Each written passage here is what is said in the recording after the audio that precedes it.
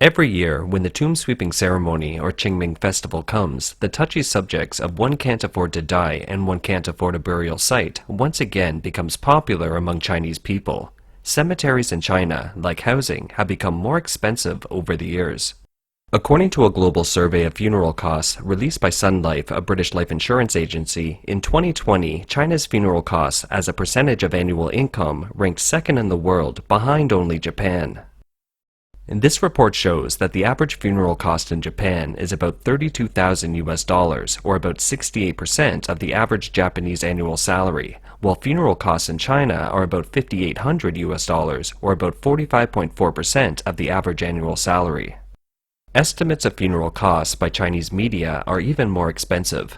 Under China's long-term one-child policy, a young couple needs to take care of 4 elderly people.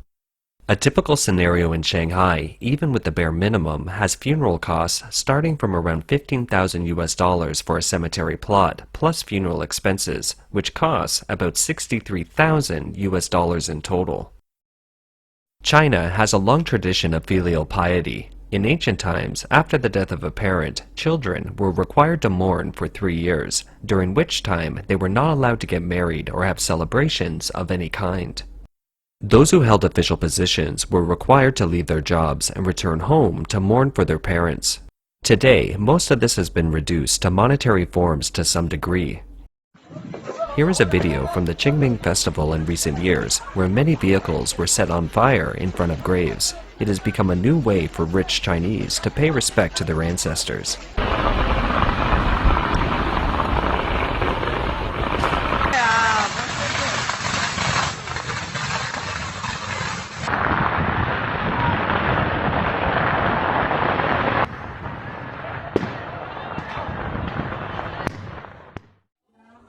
This is a rich man in Guangdong province performing the tomb sweeping ceremony to his ancestors during the Qingming Festival, spending about $320,000, 15,000 of which was spent on offerings, and the remaining 305,000 in cash was distributed to relatives, spectators at the scene, and people passing by.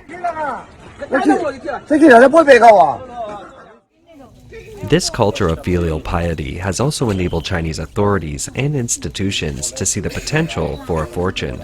Since 2003, the funeral industry has been on the list of China's top 10 most profitable industries several times. Prices for cemeteries continue to rise. They have become more profitable than real estate. In a well-known Chinese movie, If You Are the One, the protagonist is pitched to buy a cemetery when he's on a blind date. The salesman says that a plot of land that costs 30,000 RMB now will go up tenfold in a few years. This isn't a drama, but a reality in China today. The Chinese media, Time Weekly, published a report in April 2022 that in a first-tier city like Shanghai, a cemetery in Pudong area costs about 40,000 per square meter at least, and it's not even the final price. Graves are usually under 1 square meter in size. This cemetery belongs to the company Fushu Yuan, the largest provider of funeral services in China. When it landed on the Hong Kong Stock Exchange in December 2013, the company already had a net profit of over RMB 100 million and a gross profit margin of over 80%. When the company announced its earnings on March 21, 2022, it showed that its revenue was over 2 billion RMB in 2021, or $367 million, an increase of 22.9% year-on-year. Net profit increased 16.1% year-on-year. Out of all of its revenue streams, grave sales are its largest source of revenue, accounting for about 75%.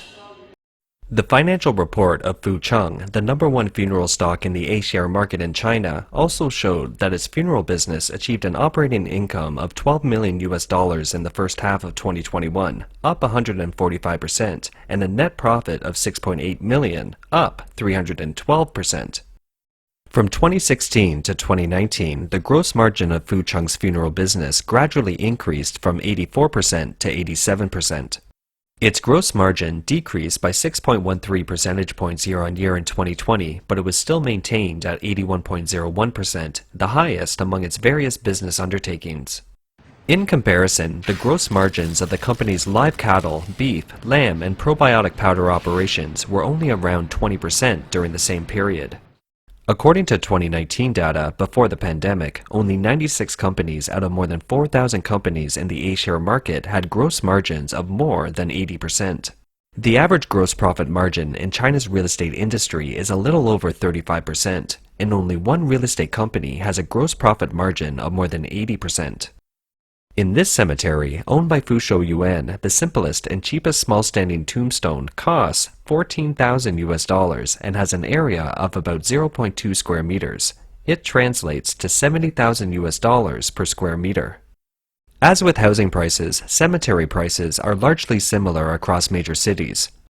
For example, in Beijing, another first-tier city, the cemetery website shows that near the edge of Beijing, in a relatively well-located area, a cemetery slot sells for about $87,000 for a square meter.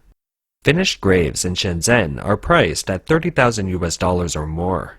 Where can the funeral industry in China achieve such high gross margins? A major reason is the cheap cost of land. For example, most of the land in Fuzhou Yuan was acquired more than a decade ago at a very low price. In addition to cheap land, another factor is a monopoly. The funeral industry is in a semi-monopoly stage. In particular, funerals, cremation, etc. are operated by the Civil Affairs Department. The burial industry is also somewhat run by the government. It's not easy for private capital to enter this industry. The companies that can enter it have either explicit or implicit political and business ties behind them, and all have the backing of government agencies. According to Chinese media reports in 2015, the Shanghai Municipal Civil Affairs Bureau is the second largest shareholder of Fuzhou Yuan, with a shareholding of 23.28%, which is not far from the 25.3% of the largest shareholder. Fuzhou Yuan's close relationship with state-owned assets and the Civil Affairs Department has enabled it to gain strong support from various government departments. Cremation is commonly practiced in China's urban areas. In rural areas, the burial of the dead in coffins is still the main form of burial for the people, usually on land used by peasants at no extra cost. In recent years, the Chinese government has accelerated the process of promoting cremation in rural areas, with some extreme practices that are deeply disturbing. If the choice to bury their loved ones was eliminated, these poor peasants would have to bear the relatively high cost of cremation. In this village in Guangxi, peasants went to the gravesite during the Qingming Festival in 2021, only to find that the graves had all disappeared. 怎么拜嘛？拜山，那都被刨平了，坟都不见了，妈这种状呢，被开刀，开刀。The high price of cemeteries has turned many residents in first-tier cities to places around or further afield. People from Beijing choose small cities in the surrounding Hebei province. People in Shanghai choose the city of Jiaxing, while Zhongshan City, located in the middle of Guangzhou and Shenzhen, has become a popular choice for people from Guangzhou. Buying graves in other parts of the country has become more common, so much so that some jurisdictions have to introduce restrictions on cemetery purchases, limiting them to local residents with household registration. In addition, cemeteries normally have a management cycle of every 20 years. That is, every 20 years, another management fee needs to be paid. Currently, the rule is to pay a 5% fee based on the original purchase price, but it's hard to say if the price will be raised in the future. In the early 1990s, the saying, "It's better to invest in cemeteries than in real estate," began to circulate among the Chinese, and it became a trend in the southern province of Guangdong and then spread to other cities in China. In December 1997, China's Ministry of Civil Affairs issued a notice prohibiting improper marketing activities of urn storage facilities. It, however, failed to fundamentally curb the practice of tomb flipping.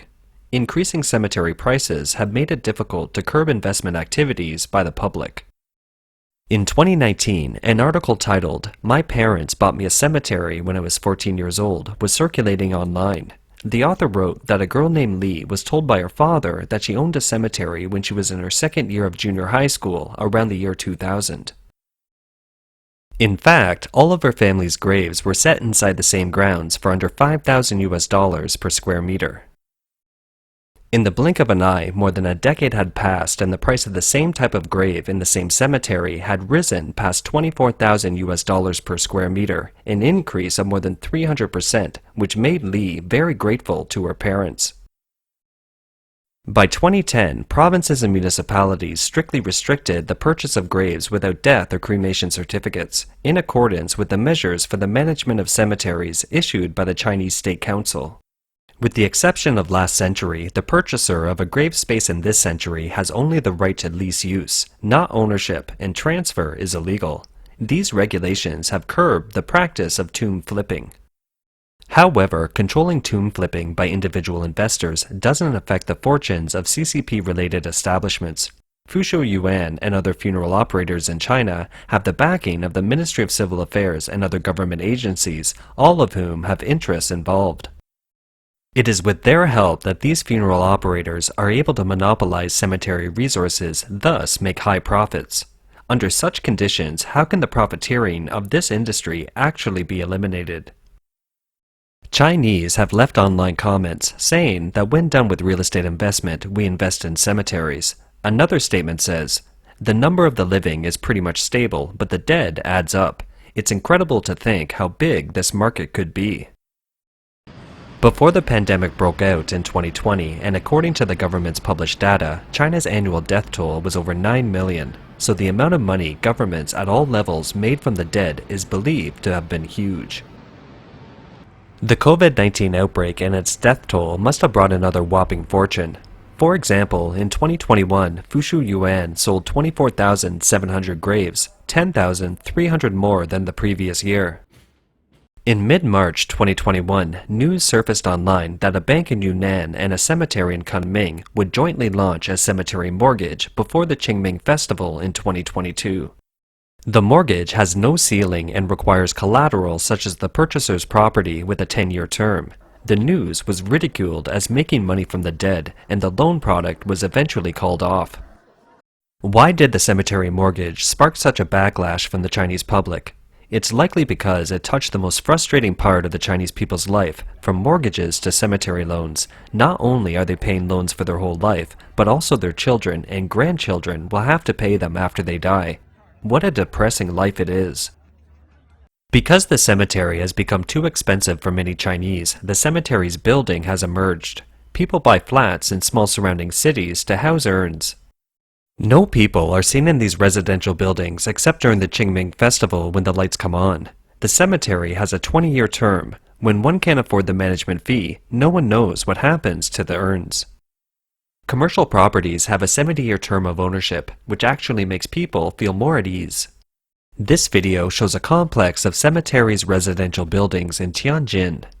This neighborhood has 16 buildings that look like residential buildings with more than 3,000 units of supposed occupancy. There are nearly 100,000 urns in the building, many of which are from out of town. It's also called Tranquility Cemetery. The media reported that since its launch in 2011, the first phase of the project was sold out, and the second phase has been converted to a lease, with all other terms being the same. It's still selling, except with different verbiage. In 2020, Tranquility Cemetery suspended its external marketing activities due to suspected irregularities in sales, and the relevant authorities have launched an investigation into it. Such urn buildings are all over China. In 2017, an article titled, "Your Neighbor May Be an Urn" was circulated online in China. It featured a story of a local resident in Shanghai who traveled to Jiangsu province to purchase a residential unit to store an urn. The Qingming Festival is an ancient Chinese tradition and one of the traditional 24 solar terms in China. Ancient Chinese books record that on this day, everything is clean, the air is fresh, the day is bright, and flowers and plants display a flourishing appearance in such an environment, hence the name Qingming, or clear and bright. When Qingming arrives, the temperature rises with more rain, which is a good time for spring plowing and planting.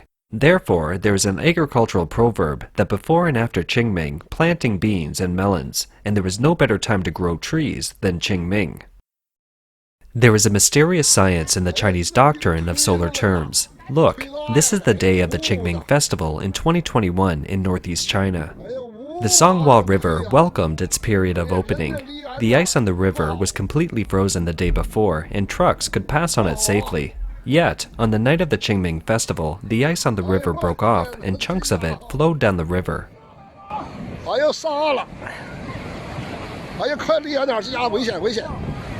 Oops, get away from the river. Danger, danger. 哎呀，太危险了，太危险了！看看， Look, the pieces of ice are coming in front of me. 快 Run. 快跑！哎呀，快跑不行，杀了，杀了，杀了！哎呀，这大片子。 The ice block is really big. The big ice block is coming ashore. 这家人好像被淹没。哎，这大云开呜上来。 This afternoon, the river has just opened. Such big chunks of ice. It's ferocious and turbulent. 全上来了！哎呀呀呀呀呀呀呀！哎呀，汹涌澎湃呀，太可怕了！哎，这么大冰块呜上来了！哎呦我天哪！ Sweeping tombs at the Qingming Festival continue the memory of sorrow and joy from generation to generation, manifesting the transition of life and death. While paying tribute to and mourning the dead, the living also recognize the uncertainty of life and ponder the ultimate question of why we exist. Originally, Qingming was a festival with a strong traditional cultural significance, but now it has gradually faded away under the Red regime. What's left is only business and profit.